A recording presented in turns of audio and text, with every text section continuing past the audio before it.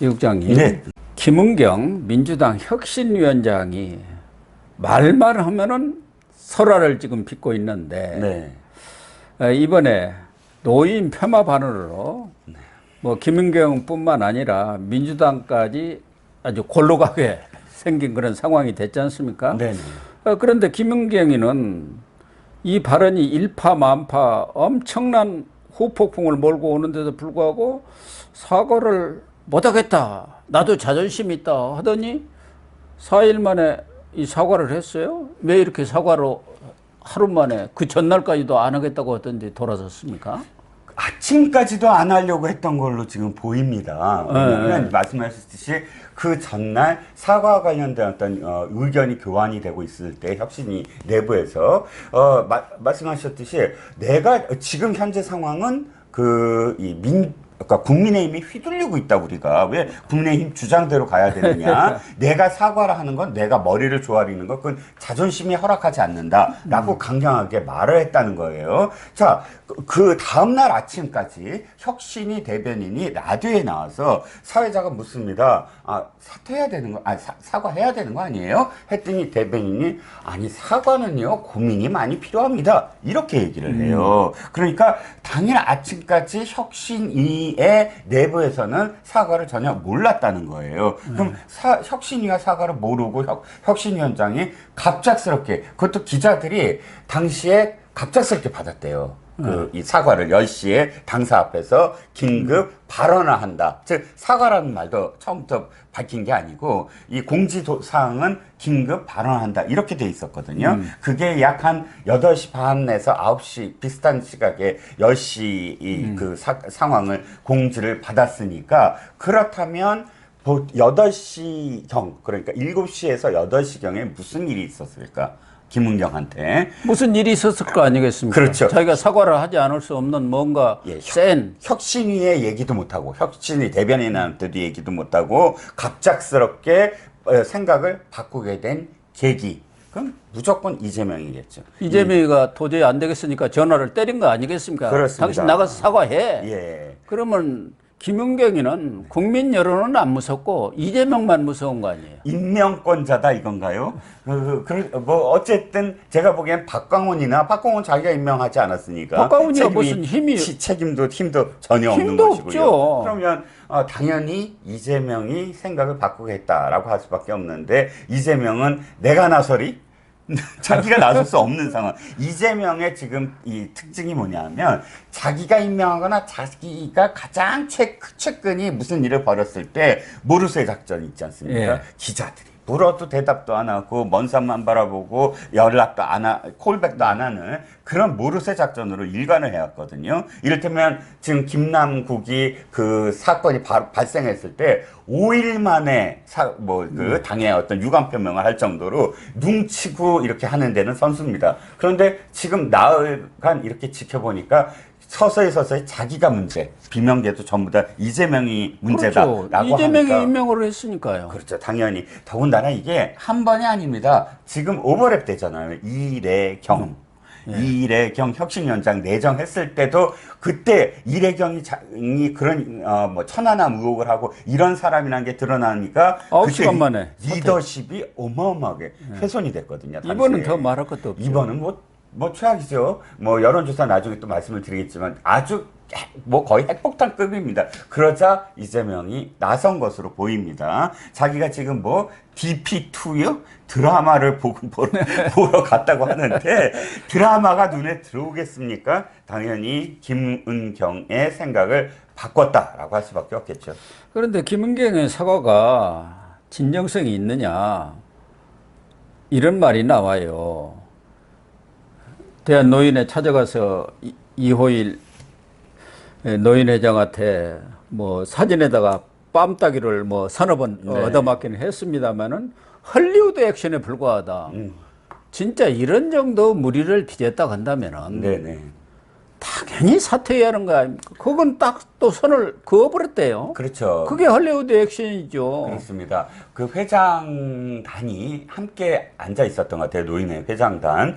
회장은 아주 준엄하게 꾸짖었고 네, 부회장 두 사람이 김은경 혁신위원장이 사과를 하자 김은경에게 그럼 사퇴해라.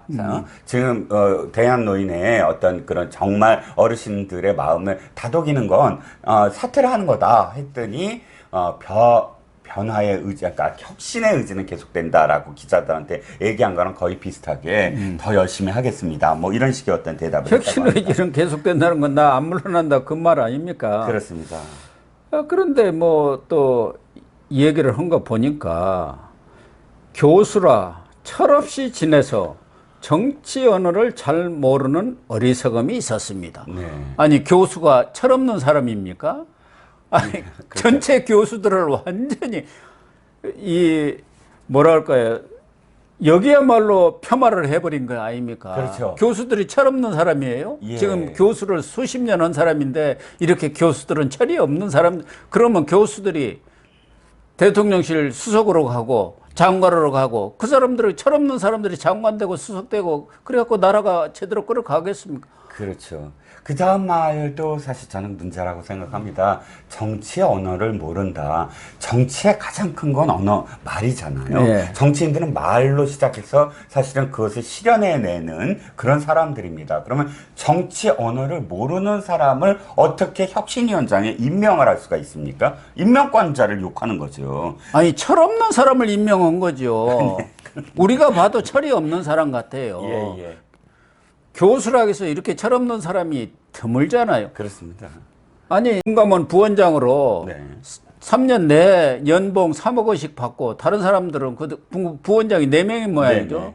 3명은 그 정치적으로 임명됐고 정권도 바뀌었으니까 다 물러났다는 거 아닙니까? 그렇습니다. 이 사람은 끝까지 3억 원 다 받고 임기 채우고 나와서 윤석열 대통령 치하에서 이렇게 임기를 마친 게 치욕스럽고 돈 3억 때문에 자기가 안 나온 거 아닙니까? 돈 받으려고. 그렇습니다. 그렇게 야비한 사람이. 네, 네.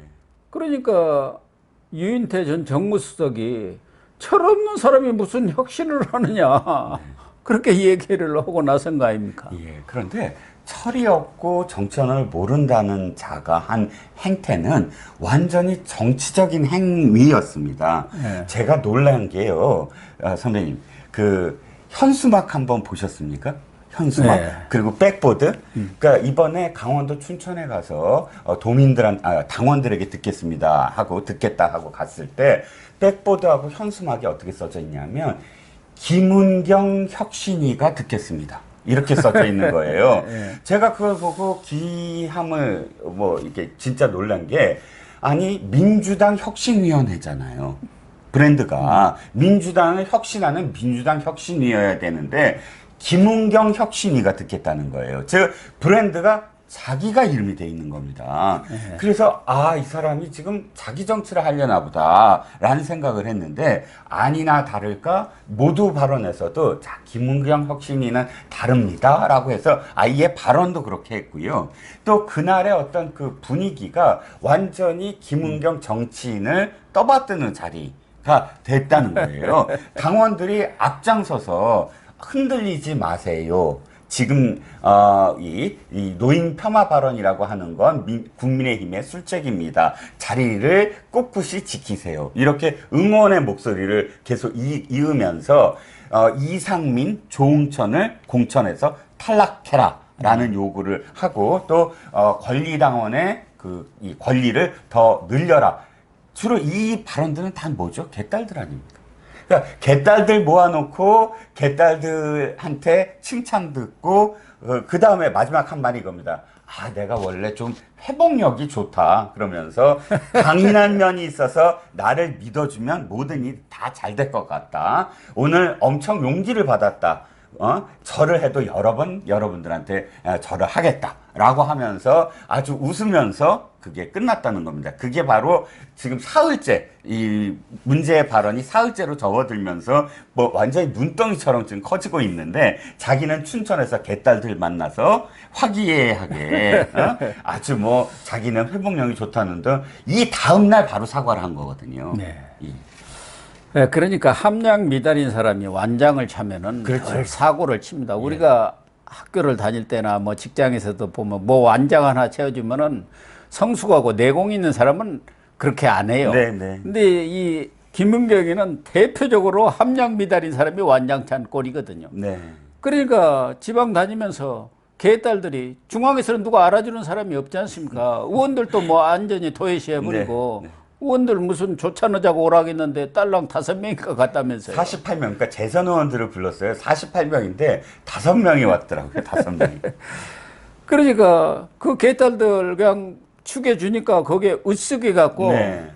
이른바 개딸들 홍위병 노릇이 돼버린 거예요. 그렇습니다. 홍위병이. 예, 예. 그래가지고 야 이거 잘하면 내가 대통령 나가도 되겠다. 이재명이 제치고 이런 생각을 할 사람이라니까 제가 보면은. 아니 그러게요. 지금 전혀 상상이 안 가는 게 혁신위가 뭡니까? 혁신위는 당의 이런 부분들을 가려주고 또는 또 혁신해주고 그다음에 중도에 또 수도권에 또 중원에 그런 유권자들의 마음을 이렇게 끌고 오기 위해서 우리 지금까지 잘못했어요. 이렇게 바꿀게요. 라는 걸 만드는 사람 아닙니까? 그런데 수도권과 중도와 그다음에 무당층, 부동층이 제일 혐오하는 팬덤 정치를 부추기면서 그 안에서 자기 정치, 자기 이름을 내걸고 자기 정치를 하는 사람이 어떻게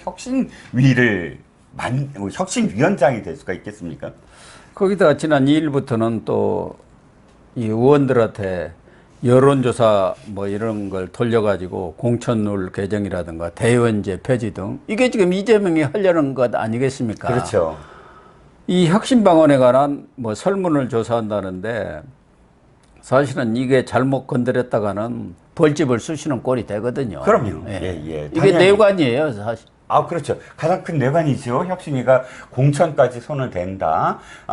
공천은 어차피 지금 이 170명 중에 보통 30%에서 40%를 물갈이 한다고 하지 않습니까? 그렇죠. 역대 총선 보면 거의 늘 그랬죠. 30%가 넘었어요. 많을 때는 50% 이렇게 안팎으로 합니다. 그렇죠. 그렇죠. 그러면 보통 이 180명이라고 170명이라고 쳐도 30%면 어마어마한 숫자거든요.